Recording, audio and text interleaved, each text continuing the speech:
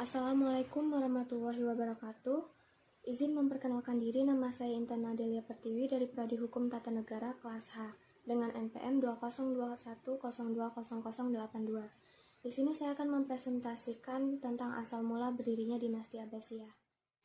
Awal berdirinya Bani Abbasiyah adalah dikarenakan pada masa pemerintahan Bani Umayyah, pada masa pemerintahan Khalifah Hisham bin Abdi al-Malik, muncul kekuatan baru yang menjadi tantangan berat bagi pemerintahan Bani Umayyah. Kekuatan itu berasal dari kalangan Bani Hashim yang dipelopori keturunan Al-Abbas bin Abdi al-Muthalib. Gerakan ini mendapat dukungan penuh dari golongan Syiah dan kaum Mawali yang merasa dikelas-duakan oleh pemerintahan Bani Umayyah. Pada waktu itu ada beberapa faktor yang menyebabkan dinasti Umayyah lemah dan membawanya kepada kehancuran. Akhirnya pada tahun 132 Hijriah atau 750 Masehi, tumbanglah Daulah Umayyah dengan terbunuhnya khalifah terakhir yaitu Marwan bin Muhammad, dan pada tahun itu berdirilah kekuasaan dinasti Bani Abbas atau Khalifah Abbasiyah. Karena para pendiri dan penguasa dinasti ini keturunan Al-Abbas paman Nabi Muhammad SAW. Dinasti Abbasiyah didirikan oleh Abdullah bin Al-Abbas. Kekuasaannya berlangsung dalam rentang waktu yang panjang, dari tahun 132 Hijriah sampai dengan 656 Hijriah. Selama berkuasa, pola pemerintahan yang diterapkan berbeda-beda sesuai dengan perubahan politik, sosial, dan budaya. Kemudian perkembangan dinasti Abbasiyah. Pada zaman Abbasiyah, konsep kekhalifahan berkembang sebagai sistem politik. Menurut pandangan para pemimpin Bani Abbasiyah, kedaulatan yang ada pada pemerintahan atau khalifah adalah berasal dari Allah, bukan dari rakyat sebagaimana diaplikasikan oleh Abu Bakar dan Umar pada zaman Khalifah Hurasyidin. Hal ini dapat dilihat dengan perkataan Khalifah Al-Mansur, "Saya adalah Sultan Tuhan di atas buminya." Kemudian rentang waktu kekuasaan dinasti Abbasiyah sangat panjang, yaitu dari tahun 132 Hijriah sampai 750 Masehi hingga tahun 656 Hijriah atau 1258 Masehi. Selama itu pula, pola pemerintahan yang diterapkan berbeda-beda sesuai dengan perubahan politik, sosial, dan budaya.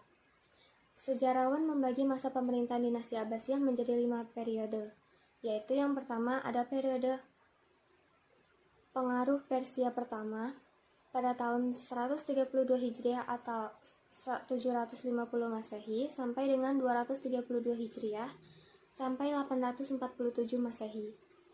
Kemudian periode kedua disebut periode pengaruh Turki pertama dari tahun 232 Hijriah atau 847 Masehi sampai dengan 334 Hijriah atau 945 Masehi. Kemudian periode ketiga, masa kekuasaan dinasti Buayhi disebut juga pengaruh Persia kedua. Dari tahun 334 Hijriah atau 945 Masehi sampai dengan 447 Hijriah atau 1105 Masehi.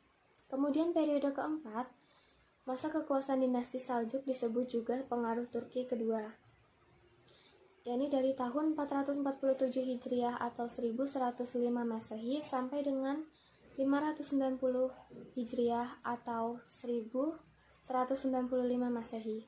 Kemudian periode kelima, masa khalifah bebas dari pengaruh dinasti lain, tetapi kekuasaannya hanya efektif di Baghdad, dari tahun 590 Hijriah atau 1194 Masehi sampai dengan 656 Hijriah atau 1258 Masehi. Kemudian kemajuan dinasti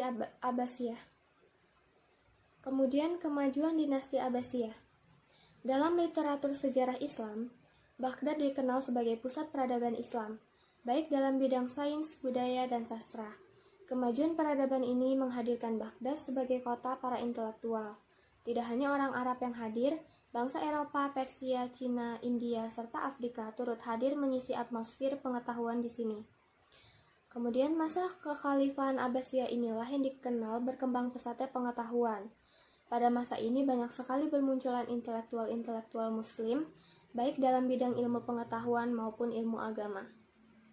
Dalam masa kekhalifahan Abbasiyah, keadaan sosial ekonomi pun berkembang dengan baik, seperti halnya dalam bidang pertanian maupun perdagangan. Masyarakat pada masa itu mampu mengatur tatanan kehidupannya dengan baik, hingga dikenal sebagai negeri masyhur dan makmur. Pada masa kerajaan Abbasiyah, kekuasaan Islam bertambah luas. Kemajuan-kemajuan dinasti Abbasiyah diperoleh seiring dengan baiknya perekonomian yang mulai meningkat, terutama dari sektor pertanian melalui irigasi dan peningkatan hasil pertambangan seperti emas, perak, tembaga, dan besi. Kemajuan dalam sektor ini diikuti dengan perbaikan-perbaikan internal yang cukup baik dalam sistem administrasi dan pemerintahan yang menunjukkan kematangan dalam berpikir.